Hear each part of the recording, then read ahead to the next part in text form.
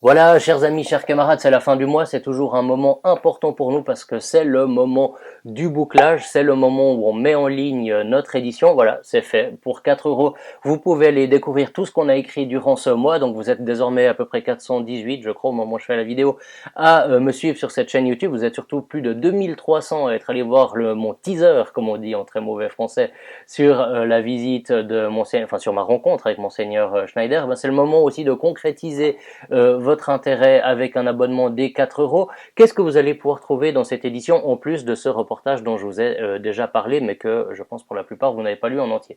Eh bien vous trouverez également un papier important sur la culture de l'excuse. Alors la culture de l'excuse c'est quoi? Eh bien à gauche c'est ce truc où on dit si le monde va mal c'est la faute aux hommes cisgenres blancs, c'est la faute au capitalisme, c'est la faute à ci à ça. Moi non plus.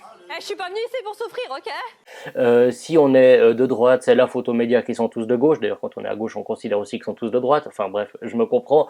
Voilà, c'est toujours refaire rejaillir sur l'autre les raisons de nos propres échecs. Eh bien, dans un papier très fouillé, avec beaucoup de travail, on découvre comment l'œuvre de Ernest Renan peut nous apprendre à sortir de cette culture de la déresponsabilisation, si vous voulez, et assumer enfin notre destin. Donc tout ça avec un parallèle, Renan a vécu au 19e siècle et la France s'est fait latter contre l'Allemagne. Et au lieu de dire oh salauds de Prussiens qui nous ont défoncés, qu'est-ce qu'il a fait l'auteur? Eh bien il a dit voilà, les causes de notre échec sont en nous, et il a analysé comment la substance nationale s'était perdue. Eh bien finalement je pense que c'est quelque chose, c'est une disposition d'esprit si vous voulez, qui serait assez utile pour nous aussi, au lieu de toujours nous énerver sur tel ou tel complot, sur les médias, sur bon bref voilà, analyser pourquoi nous, qui pensons encore avec les deux pieds sur terre et la tête sur les épaules, eh bien finalement on n'a pas beaucoup le droit à la parole dans les médias, ou pourquoi nos médias restent assez,